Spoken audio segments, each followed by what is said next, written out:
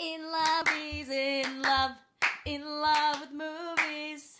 With Dani and Nic. Da-da-da. Wait, you were going to do what now? Can't believe I spent $50 at Jewel. You spent $50 at Jewel today? Yeah. But I went grocery shopping like 2 weeks ago. What'd you spend $50 at Jewel for? I got you your fancy beer. Fancy beer? Your fancy beer. Yeah, the Dragon's Milk is expensive stuff. $16 For 4. Happy Sweetest Day, bitch. Oh yeah, that's right. Sweetest Day. Sweetest Day. Yeah, so this will come out the day after Sweetest Day, right? Mm-hmm. Well, happy Sweetest Day to you too, sweetie. Bitch. How's improv going, by the way? Fine. How's things going there? They're great. Yeah? Mm-hmm. How many shows you got left? 2. All right, so 2 Tuesdays for our fans after this to catch up still. Tuesday nights at the Annoyance. They should come see you. Or is Basic Minstinct, are you guys hosting either of those 2 nights? No, we are prime time, baby. All right. Well, I suppose we should get to the actual podcast portion of things. This is In Love with movies. with Nic and Dani. Thank you all for listening and tuning in for the second episode of our glorious podcast. We are amazing and glorious and the most wise ever people that have existed. And if you should get what that pop culture or political reference is, and hopefully you won't actually judge us too harshly. I don't get it. All right, then. Well, it had something to do with Twitter and a certain person. Okay. Anyway, so moving right along then, today's topic is going to be what, Danielle? Gender roles. Why are you catching me while I'm drinking my La Croix? I'm sorry. I didn't mean to disturb the La Croix. The La Croix. Yes, gender roles. So we're talking about gender roles in relationships. And we should probably go ahead and specify that, the conversation, because it's in relationships, really is kind of automatically in specifically cisgender straight relationships, since that's really the only one we can personally comment on. Correct. I have no perspective on the other side of things, though sometimes I do wish I married a woman. Oh yeah? Tell us more about that. Why do you wish you'd married a woman? Let's talk about gender roles. All right then. Well, so do you want to talk about in terms of chores first, or do you want to just talk about like generalities, like how's a man and a woman are supposed to sort of behave? Okay, first of all, there's no supposed to. This is 2019, so gender roles are dumb. However, I will say, getting into this relationship with Nic, I didn't know what to expect. Because, as ladies, you're supposed to cook and clean and be barefoot and pregnant in the kitchen. And it doesn't help that on our second date, I told you that I do not cook. I was like, I put it down right there. Date number 2. I was like, if this is going anywhere, you should know I'm not cooking anything. I was a little concerned at that point. Sorry, I just... Did you seriously just burp into the microphone? I couldn't complete my sentence without... Okay. Too much La Croix. But, surprisingly, at first I was like, damn, of course I'm going to have to freaking learn to cook. Which I didn't. I just bought a crock pot. That's how I cook nowadays, honestly. But, Nic and I are very equal when it comes to... Well, he would probably disagree. I wasn't going to say... No, I wouldn't disagree. Continue. I cook everything, for the most part. I do breakfast, usually. Yeah, because I'm not good at eggs. And Nic packs my lunch, which is the lunch that I probably cooked the night before. Yep, usually. Nic does the dishes. Usually. Nic does the laundry. Always. Well, and to be fair, I'm not allowed to do laundry because I tried, and Nic told me I did it wrong, so I said, okay, then you do it. So then he does, which is great. It's great. If my mom hears this, she's totally going to be judging me, thinking I am my father when that time comes, by the way.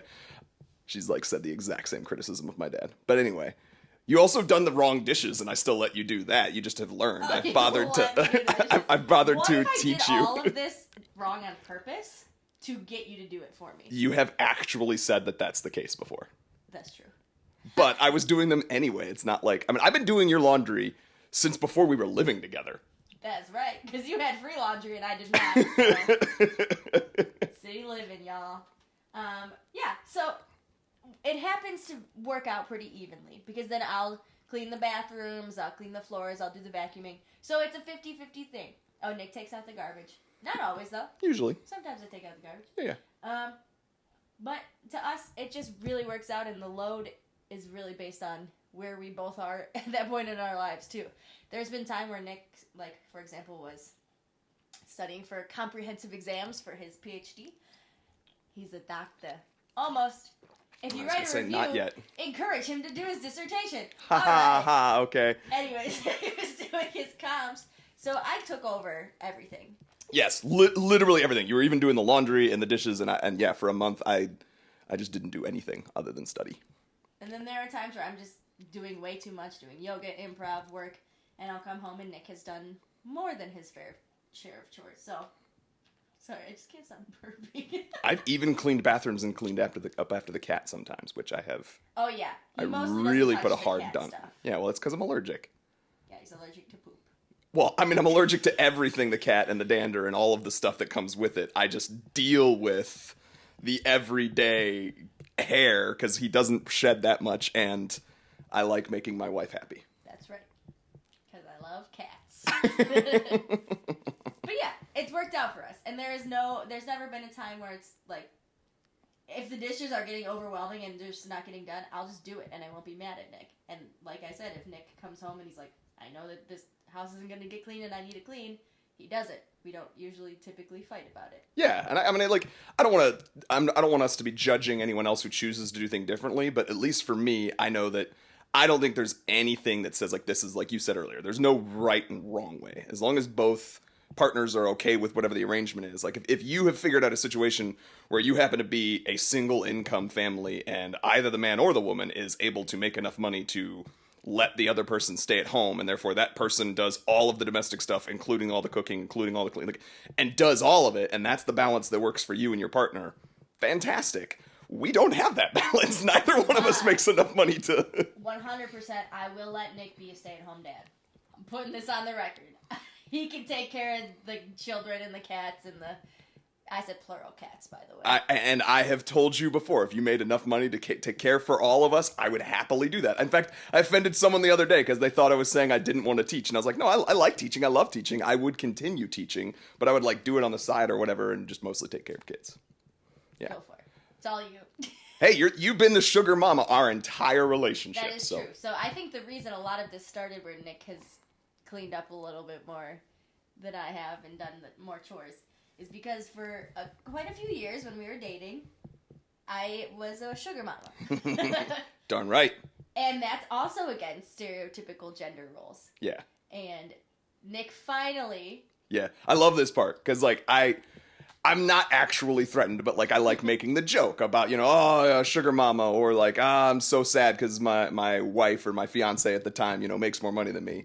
So I finally, towards the end of my PhD, finishing up just dissertation, got a full-time job teaching, and, finally then the job that I got was making more money than Danielle was at the job she had at the time.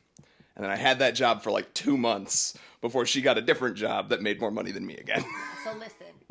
I've been a sugar mama for 4.7 out of 5 years of our relationship. That's right, ladies. I'm a bad bitch, and y'all are bad bitches, too. Also, another thing as a woman, you don't have to feel bad about making more money than your partner. And if your partner makes you feel bad about making more money, tell them to shove it up their butt and walk out the door. Yes, that is healthy communication skills for a relationship. Or put out a Lizzo song and be like, if he don't love you anymore... then walk your body. I can't hit that range, but you know what I'm saying? But no one should ever feel bad about making more money or being worth what you're worth at your job.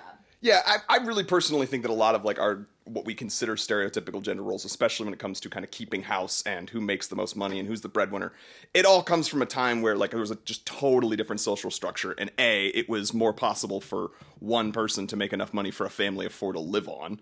And B, there was this heavy, gender expectation of that person to be the man. And then it's I guess the woman's gonna be the domestic one. And then somewhere along the line, we as a society started to think that because that was the situation we were in, that it was how it was supposed to be or destined, or it had something to do with like genuine differences between what a man can do and a woman can do. And that part is where I go, bullshit. But the reality nowadays, so even in my last job, though I made more money than Nick, I got paid less than the men that did the same job as me got paid. Yeah. So it's... And I'm by no means trying to say that there's not still issues and that there's not still there's still a gender gap in terms of pay. Absolutely. Yeah. If this ever makes it to Abby Wambach. Yeah. Wolfpack, yeah! Equal pay for equal work. Okay, she's great. And Glennon Doyle, she's my favorite author. 100% support. But yeah, and it works out. We don't really fight about it. Yeah, and then I don't know, I don't want to speak for everyone else, but I do feel also we may be amongst a lot of people around our age, and I would say a lot of people today that are both older and younger than us. We also don't kind of meet gender stereotypes in terms of like behavior and stuff like that too. I mean, we've had conversations about like, you know, is it okay for me to cry in front of you? And Nick cries like a little baby. Wow, you didn't have to necessarily just like make me sound wow. All right. Yeah, I mean, yes, I do. I have. But yeah, no, there's. But that's one part about you that I've fallen in love with. The fact that Nick could be genuinely open and honest with me and be like, yo, I'm sad right now. I'm overwhelmed. I'm going to cry a little bit. It just makes me feel so much more connected to you. I'm glad to hear that. Although, I mean, it's a good thing I'm secure in, again, my masculinity, because you did start this entire conversation by saying you wish you'd married a woman. So some people could, you know, draw lines between those two statements. And the other day, I told my mom that she should just start dating careful women. now. And she considered it for a second, I think. Right, Barb? I'm just kidding. You know Barb's going to hear this sooner or later. I hope you didn't just talk out of turn. All right, well, anything else you feel like you need to share about gender roles in relationships in general, anything like that? Yeah, they're dumb. They're dumb? Okay. You should really elaborate on that. I personally believe you need to talk to your partner, look at their strengths, their weaknesses, their capacities. It's like I'm doing my job right now with transition planning and disability. But Nick's strength is not cooking. Therefore,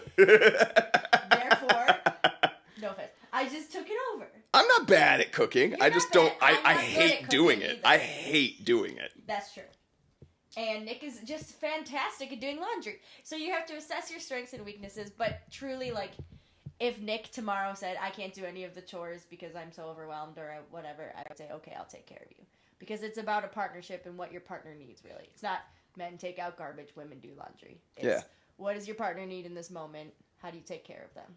So do you think in any other ways that, aside from either, you know, sharing of responsibilities or literally in any way, whether there are sort of genuine differences in the ways that men and women are quote unquote made? Yes, I do. I think that men are dumber. Fun fact, by the way, on average, if you look at the data, most studies in terms of general mental ability will actually show that women are more intelligent than men. Women just, I think, have a better capacity to... I know you say, because, you know, psychology and all that jazz, that multitasking is not a thing, but I truly believe that women can multitask better than men, if it were a concept that you believed in. It depends on how you define multitasking. Like, I mean, the idea of your brain being able to actually truly devote its focus to multiple things at once, that is pretty strongly been shown not to be possible. Like, in terms of how quickly, what actually happens is we shift our focus. And there are some people that do better at refocusing and re-engaging in, like, the highest level of cognitive attention more quickly. And maybe women, I've never seen anything that talks about the gender differences, but maybe women are better at that. Like, so it wouldn't be multitasking, but it would be changing from one task to the next, and that's what looks like multitasking. What people usually think of as multitasking... You got me off on a tangent. You shouldn't have done that. What people usually think of as multitasking is like, oh, I'm going to, you know, pay equal attention to this television show and this work that I'm working on. I used to do that all the time. And the reality is, like, you weren't paying equal attention to both. You never did. You can't. What was actually happening is you were paying attention to the TV show at parts that you cared about, and then when you weren't needing to pay that much attention to the TV show, you actually were paying attention to whatever your work was. You were never truly paying attention to both. Cool. So, besides that, I don't know what I was going to say. But women, I just think that women are good at, well, we've talked about this, like, they're better social communicators. So, I'm the social calendar keeper. True. And I'd like, yeah. Nick is very good at, like, this is something I'm bad at. Like, without Nick, I don't think I would be able to, first of all, get myself up in the morning, like, follow a schedule on time, and then also, like, pay bills and stuff. You're always like, we should pay this. I'm like, yeah, for sure, whatever. But Nick actually goes and he pays it. But do you think that is a difference between our genders? Do you think it's just a difference between our persons? Because see, I started this part of it, like asking, do you think there's like a difference? What caused me is one of our fans on our Facebook page was, got in a conversation with me about belief in terms of man and woman being made by God differently. And so I'm curious if you think that's like a thing that was our man and womanness that's different, or is it just our peopleness that's different? Do I think that women are better? Yes. No, I think it's a personality thing. I think you are very opposite-brained than I am. So I'm like social butterfly. It's a perfect example of how Nick and I get recharged. So many of you might not know this, but Nick is an introvert. I think they could tell from this podcast. No. Even though he's loud, he's still an introvert. And I'm very clearly an extrovert. And it's just because, like, we recharge ourselves differently. So if I'm not around humans for a long time, I am, like, drained of energy. I feel like crap. If Nick is around humans a lot of time, he's drained of energy and he feels like crap. So he needs to have Nick time, which took me a very long time to figure out that was real. Because as a woman, I don't know if this is just as a woman or I'm impressed. I was just going to say. I'm not answering the question right, but I'm very jealous. And so early on in our relationship, he kept saying, "That's true. I just need Nick time." And I was like, what bitch is named Nick that you gotta spend time with? And I was like, Assassin's Creed this, because that's the thing I was probably doing. Yeah. Or some TV show or video games, yeah. Mm-hmm. I like video games. I have, like, only played probably a combined 8 hours of video games since, like, April. And that's crazy for me. Wild. And you're like, why do you need to play 8 hours of video games? That is correct. But yeah, I guess you're right. Maybe it is a, I'm not saying I got the answer. I'm just curious. I was wondering. It's a personality thing, I think. I don't know, because obviously gender is a construct. I truly believe that. Yeah, I mean, that's the reason I pose it is because to me, it's all the question really gets at like the making part type of thing. Like, it's kind of that nature or nurture, or however you want to do it, or destiny, or the development of. Even if there are, in my opinion, differences on, let's say, social ability between adult women and adult men, I suspect at least some of, if not most of, that difference is actually something that's been learned throughout both of their lives, and like when they got to the point of being an adult, them being more sociable is because society has kind of coached them that that's the way that they're supposed to behave. Agreed. Like that's to me, that's the same whole idea of like, I still struggle with it. Like, I still feel myself, spoilers, and I think we talked about this a little bit last episode, but like, the guy from Jane the Virgin, for example, you know what I mean? Like, him having that TED Talk where he talks about, like, he's tired of acting in his real life, where he's got to act, masculine, and he's got to be a man, and, like, it's because that's a constant thing. Like, and so I'm sure there's obviously all these examples for women. It's like, oh, you're supposed to be nurturing, you're supposed to do this, you're supposed to do that. Like, but it's exhausting. But I think that is outward forces telling us the way we're supposed to behave more than it is, like, this is how I am made. Absolutely. There's, like, currently, in my age group, a lot of women are having babies or saying they have this baby fever thing. You don't have baby fever? I just don't feel it. I see little humans and I'm like, ugh. And then I see pregnant women and I'm like, ugh. Both of our mothers' hearts are being broken right now. Sorry. And maybe one day it'll kick in, but like, I don't personally feel that right now. Towards my kitty cat, I do. Towards the kitty cat, little fur baby. I do have a maternal instinct in trying to help others. Yeah, you protect the students that are under your charge, like, stronger than I've seen some mother bears. You know what I mean? Take care of their cubs. But babies, blech, gross. I suppose that is really, though, the one genuine difference between, like, males and females. It's like the inherent maybe baby fever. No, I will actually, that maybe, I don't know, that part I was not going to debate. I mean the actual giving birth. Like, there is no, that is not a stereotypical female role that I can just take over for you. I will never carry our child to term. I wish you could. Basically, I don't want to do it.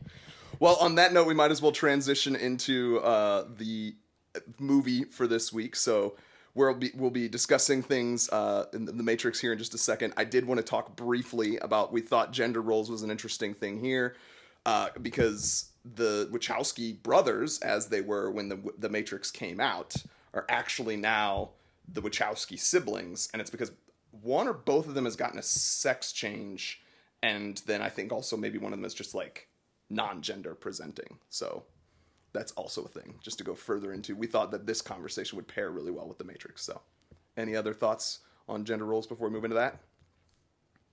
Women are better. And on that note, we'll move on to the Matrix. In love with movies. In love with movies. All right, so you ready for the with movie portion of the podcast, Danielle? Yes, I am, Nicholas. Okay, so this month the movie that we watched, which you should all know by now, is The Matrix. This was this was my pick this month. But it was an inspired pick. Oh, I just spit so much. I'm glad you mentioned that, because I was going to say it is one that's on my list, but we ended up choosing this movie over others. So for our first episode, we did a movie that you are like head over heels in love with and would be the top of your lists. For me, it was, on my list, but it was definitely not like, it would not have been my absolute top, The Matrix. It's not like my favorite movie of all time, although it is one on my list. So it's been on your list of movies that we needed to work on for your cinematic education. That's one reason we watched it. Correct. And what was the other reasons? That everything about my life inspires you in every way. And so I have a coach who's on my improv team who also happens to be in The Matrix musical. Okay, so it's called... The One. Yeah, I was going to say, The One. The One. A Matrix musical parody. Okay, well, that's what it was. It was, and there's only a couple more weeks left, but we went and saw that after we saw The Matrix. And before we could see it, even Wes, your coach, I can say his name, right? That's okay? Redacted. It'll be our way of knowing whether or not he's listening to your silly stuff. He even shared that you definitely needed to have watched the movie before going to this musical parody. I would have had no idea what was going on. So it was definitely a good idea. Yes. Okay. So we have decided that we're going to try to do like a starting with, the person who has selected the movie, and we're going to call it Love at First Sight, where we talk about why we love this movie and when we can remember first seeing it, or sort of our initial memories and things about that before we move into the actual movie itself. Trying to get to know more about each other. So I was kind of thinking about some of these things while I was watching the movie. Okay.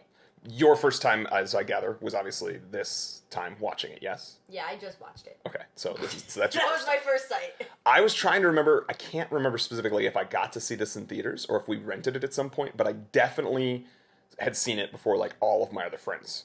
So I can remember there being a girl that I had a crush on in the 6th grade. That while we were doing safety patrol, did you guys have safety patrol in like your school? Yeah, like crossing guards? Yeah, basically, yeah. Yes. Yeah, obviously I was crossing guard because I'm a leader in everything that I do. And I lived across the street from school, so. Did you guys have like captains or whatever for that? I don't think so. Okay, so we had like captains who were like, the student managers, whatever. This girl I had a crush on was one of those captains. And I can remember walking around like at the end of our patrol or whatever at some point, and trying to talk about movies with her. And Danielle is giving me this, like, she's like, stop talking about this ex of yours look on her face right now. It's hilarious. I wish you guys could see it. Anyway, so I was trying to talk to her about it, and she was like, there's no way, my parents wouldn't let me see this, and like, to me, at that point, it had gotten to a point where my parents, if there was a movie I wanted to watch, they let us watch it. Usually my mom would just make sure that she was there watching it with us the first time. So I was in the 6th grade when I had seen The Matrix. I knew that. And I don't know that it made so much of an impact then, but like, it definitely like, I feel like I was part of that culture that was, like, formulating. I didn't, like, dress in black or anything like that. I know there was, like, people, you know, in black trench coats and sunglasses for a big time afterwards. It was definitely not me. But it like, the idea of, you know, the being an action star, basically, because of your brain, I think is the thing that made me fall in love with this movie. I could see that. Right? Do you see what I'm talking about with the movie? Sure. Okay. Well, like, Neo, I mean, granted, he's not, like... So I was a chubby kid. You know this. I was a chubby kid, and, like, the idea that if you had the willpower and the mind power, you could be, like, a superhero, basically. I mean, he straight up flies like Superman at the end of this movie. Spoiler alert if you haven't seen it. Because until last week, I hadn't seen it, so... Yeah, spoiler alert for one of the most famous movies that is now literally 20 years old this year. So, you saw it for the first time when you were possibly in 6th grade for the captain of the crossing guards.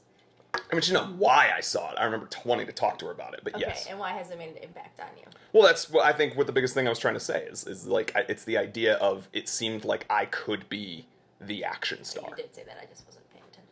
Okay. Okay. So, what are your thoughts on the movie? This is a mix of other movies put into one. This is partially Men in Black, combined with Star Wars, because there's Rebels and stuff. I also thought that this movie had the most cliches I've ever heard in my entire life. Like, they'd be like, oh, not the spoon that bends, only yourself. Or, to deny your urges is to deny the thing that makes you human. Or, I wrote other things. Okay, Yeah. so I have a question, though, because I think you're coming at this 20 years after it's made.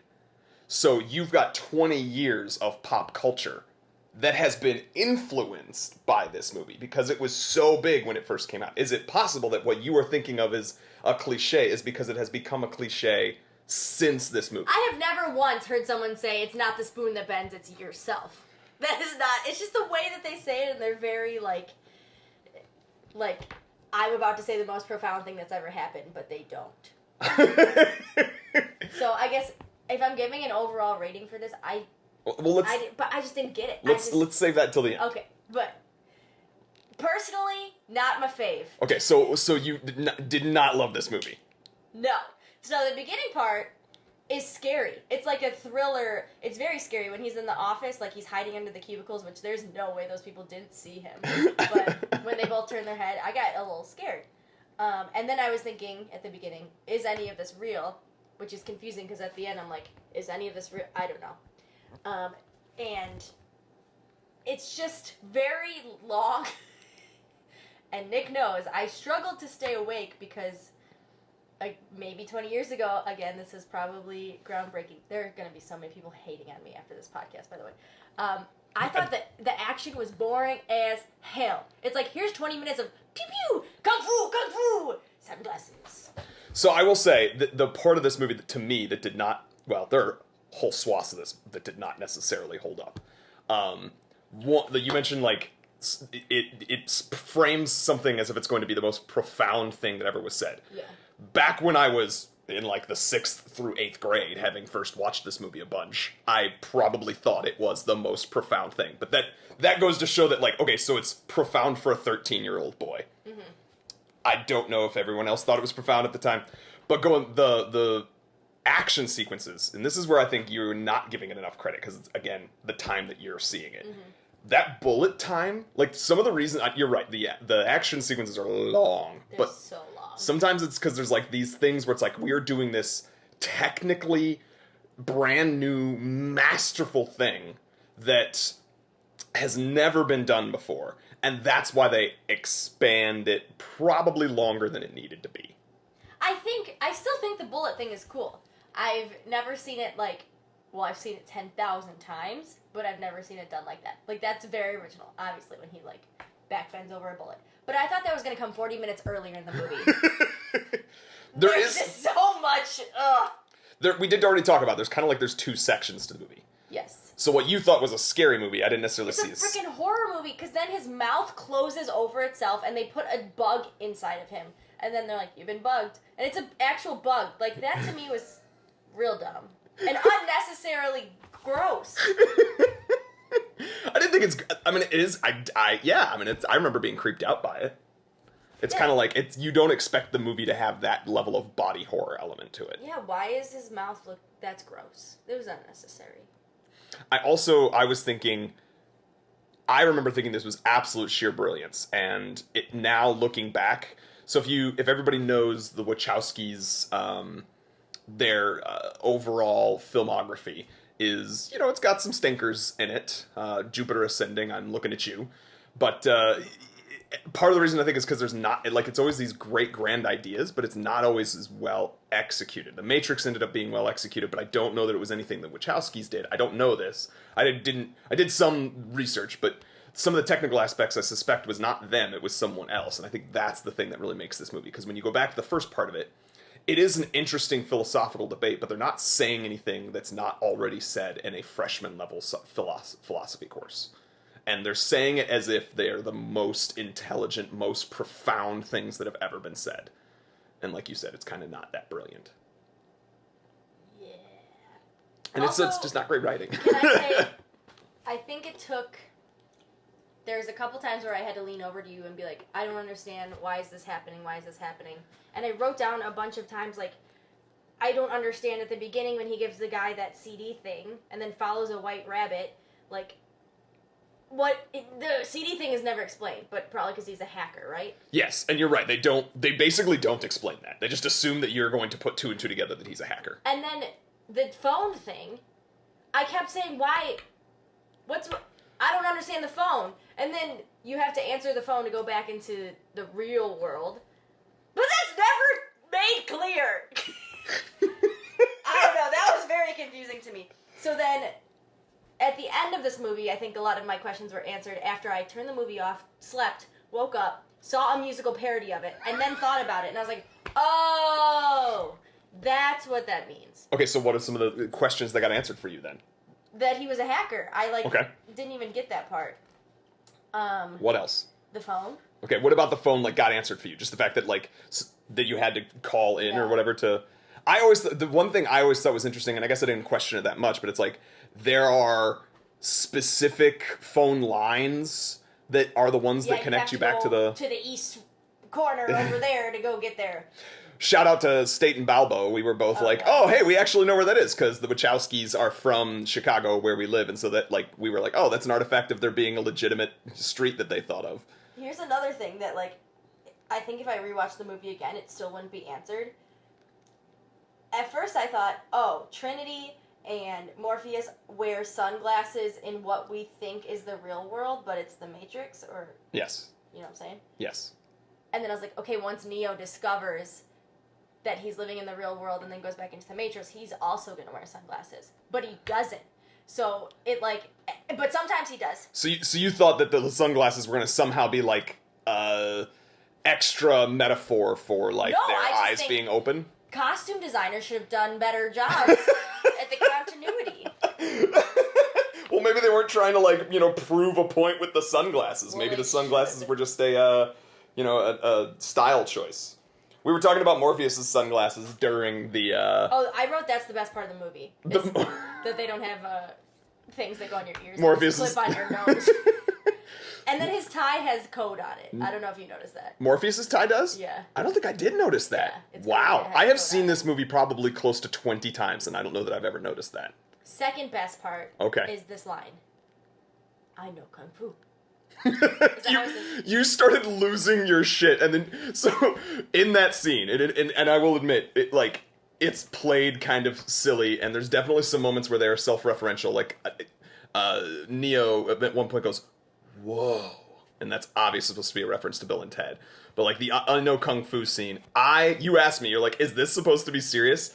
That was a perfect example of me Even as we were watching it now, I was getting jazzed. You sit on the edge of your chair, you get so excited. You're yeah, this is badass, and fight people, and 13-year-old boy male testosterone running through me, and you were just laughing at it.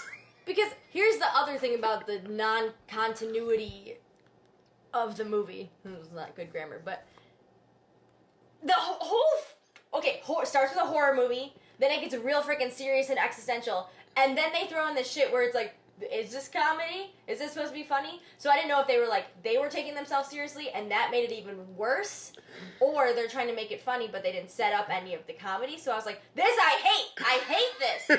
And then he does 8 hours of like simulated combat. He's programming a video game in his head. Basically. And at that point I did think, this is Nick's wet dream right now.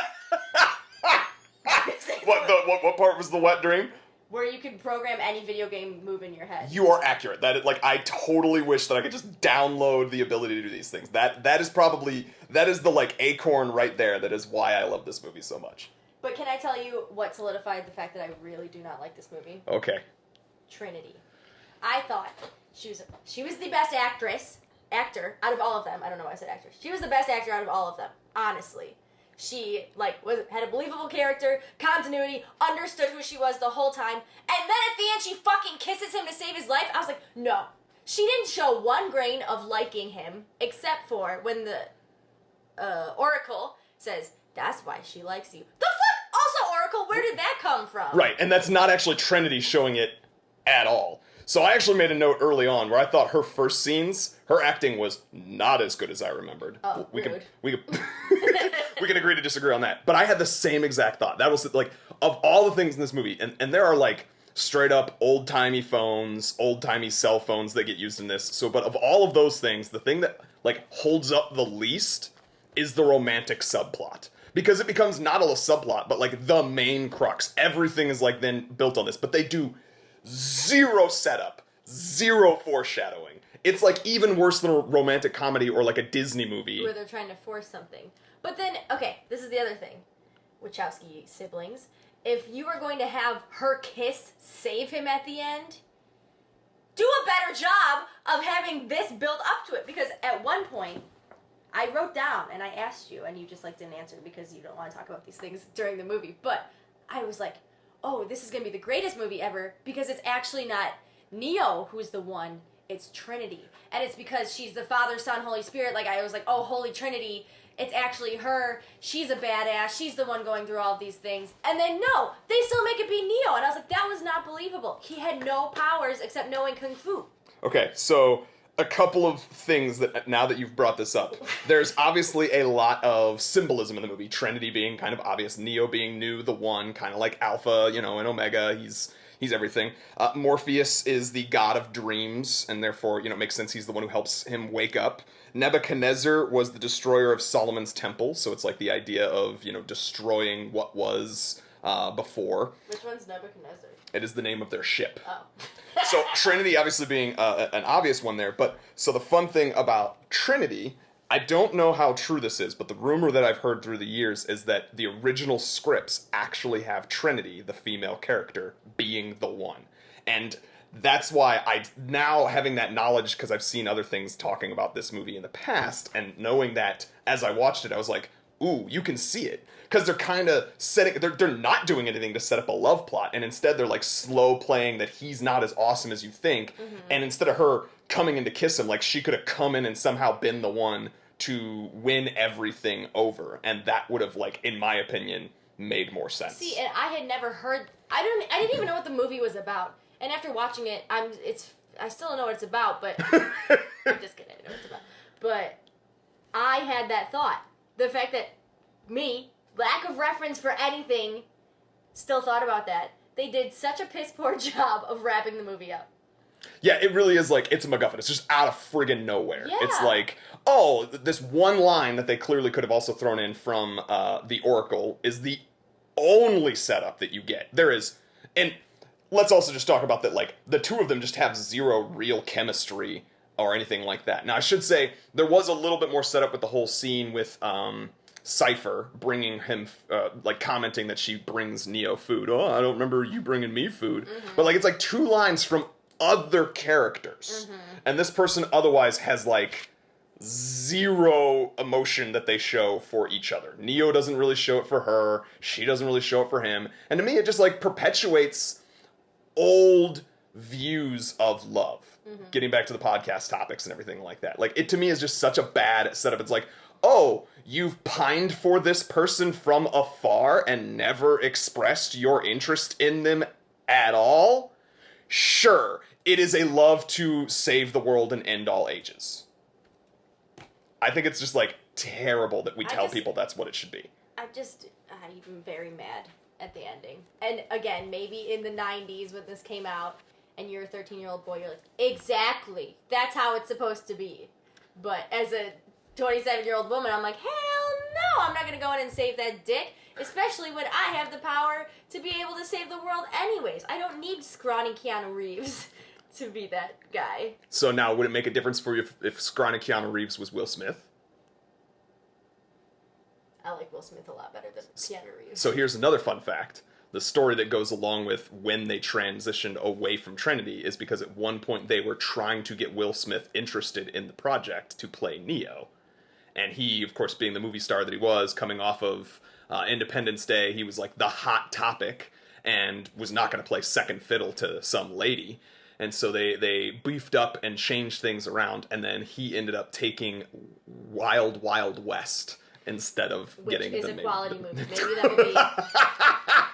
It might be on our next podcast. You never know. I would very much love to watch Wild Wild West. I'm not joking. That's a good movie. I have feelings about it. But here's the thing. If they took Will Smith and put him in that movie, it would not be a serious movie. Because Will Smith, who I think is a much more talented actor than Keanu Reeves. I mean, I like Keanu Reeves, especially I'm all on board for the Renaissance or Keanu-sance, whatever you want to call it. His return to movies recently. But Will Smith has just this personality that Keanu Reeves does not have. So that would have changed the entire movie. Correct.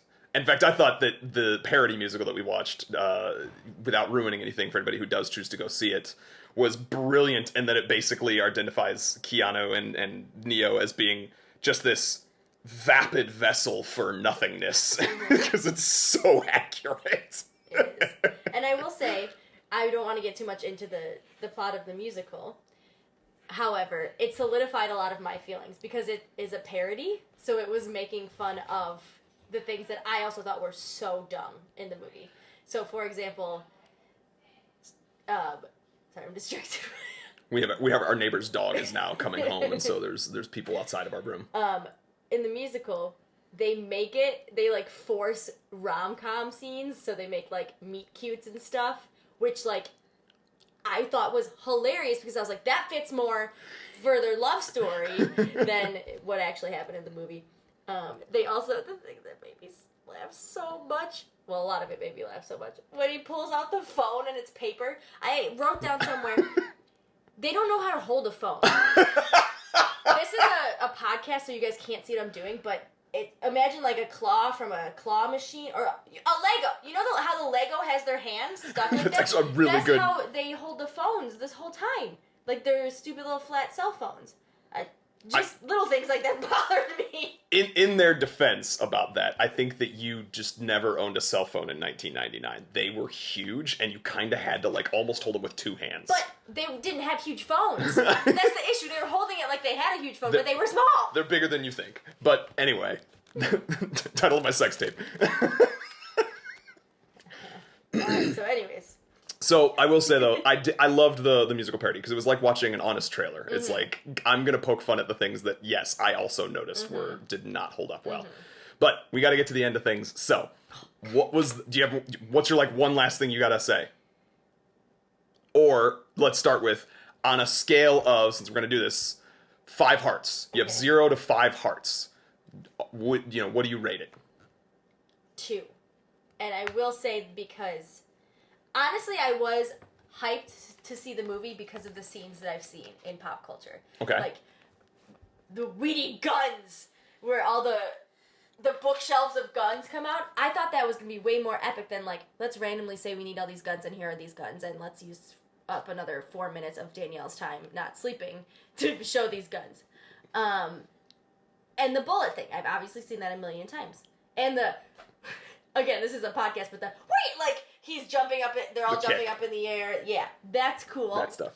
I like that. I appreciate that. I wish I didn't see the movie because Now, like, all of your thoughts of it are ruined. It's actually ruined more. It's not what I thought it was going to be. Well, that's because you have it ruined by the fact you have already seen all of the influence of it in pop culture. This is why we need to work on your cinematic education, and you need to be going to see new movies with me, so it's not 20 years from now where you don't care about a movie. But you would give it 2 out of 5 hearts. Because, and this is the 2019 Danielle's rating, because the love story is bullshit. I hated the ending. I hated it so much. It made me so mad. Also, there was a lot of unnecessary death. Where they, like, were pulling the plugs out of their head. That really got me. That's intentional. Like, that part is supposed... I think that still had its powerful impact. But I will say, I did make a note of, like, they really do just mow down a lot of innocent people. Yeah. Like, the guards... Like, it's not even the, like, sort of faceless stormtroopers that come down afterwards. Yeah, see, it's Star Wars. They instead have, like, these 3 or 4 security guards. Just normal, Joe Schmo. They're, like... talking about things, and you could just, like, see that they were having a conversation about, what their wife's cooking for dinner right before they walk in, and then just blow them away, and you are not supposed to care. I was just like, damn, this is hard. Yeah. Yeah, so I was another new segment we were gonna try and do is, would you renew your vows? So, before we came into talking about this, I was actually, like, on the fence, but was like, yes, I definitely would renew my vows. Like, in terms of the movie, not in terms of us. Correct, obviously. This is movie related. Thank you. Would I renew my vows to The Matrix, because it is amongst my favorite. And I think where I sit right now, across the table from his wife, I'm gonna have to say no. Oh shit. You're about to have some people come after you. Come at me. You can come at me. Facebook.com / with movies in love. Come at us at our page. That's totally fine. Are you gonna see the 4th one? Well, so this is what I was gonna say. Is a part of what's happening is it does not hold up as much as I would have thought, because I have not seen this movie in 5 years plus. Did not hold up as well as I thought. I think a lot of things are dated. I have knowledge of the next 2 movies that you do not, which, as much as I'd like to forget their existence entirely, detract from this brilliance, because I know what comes next, and so if it was ever sort of on the edge of good or bad, it now has, for me, drifted into more bad than good. Oh, no. I have cautious optimism towards the 4th movie that is coming out, which is the other reason we decided to record this podcast, because like a week after we recorded the last episode, they announced that the next Matrix was going to be made. So I think that's one more thing that I would not now, but I hold my judgment after the 4th movie. I may in fact change my mind. The Matrix 4, A New Hope. Well done. Well played. That's you do know that's the specific episode too, right? Okay, just wanted to make sure. Okay, episode 4. What? It was a Star Wars reference. No, I didn't know episode 4 was A New Hope. And scene. Well, that is our thoughts on The Matrix. You can come at us, since we both did not enjoy maybe it as much. I will say, go give it another watch before you decide to do that. I agree. But then when that time comes, we are happy to accept feedback via email or our Facebook page. If you enjoyed this podcast, please like our Facebook page. That's www.facebook.com / with movies in love. Even though the podcast is called In Love with Movies, we had to go with movies in love for the Facebook address specifically. Same thing at Gmail for us, so it's withmoviesinlove@gmail.com. Please send us your thoughts, your messages. I thought it was In Love W Movies. No, we changed it. Oh. We changed it because I'm trying to do as much like similar branding as possible. So continuity, unlike The Matrix. Continuity, unlike The Matrix. Yes, exactly. All right. Okay. Well, that is all I have that I can think of. Anything else from you, Danielle? I love you, Nicholas. All right, I love you, Danielle. The Matrix sucks, man. Hey there, movie lovers. Follow us on Twitter at @LoveWithMovies, on Facebook at facebook.com/withmoviesinlove, and on Instagram and TikTok at @inlove_withmovies. You can email us at withmoviesinlove, that's all one word, withmoviesinlove @gmail.com, to share your own love stories with us, suggest future love topics that you might want to hear us discuss, or just to say, hey, we like to hear from you. Hey. All original music written and performed by Danny Smith, with our theme song remixed by Paul Brandt. And this whole podcast was produced and edited by my lovely husband, Nicholas Baldwin.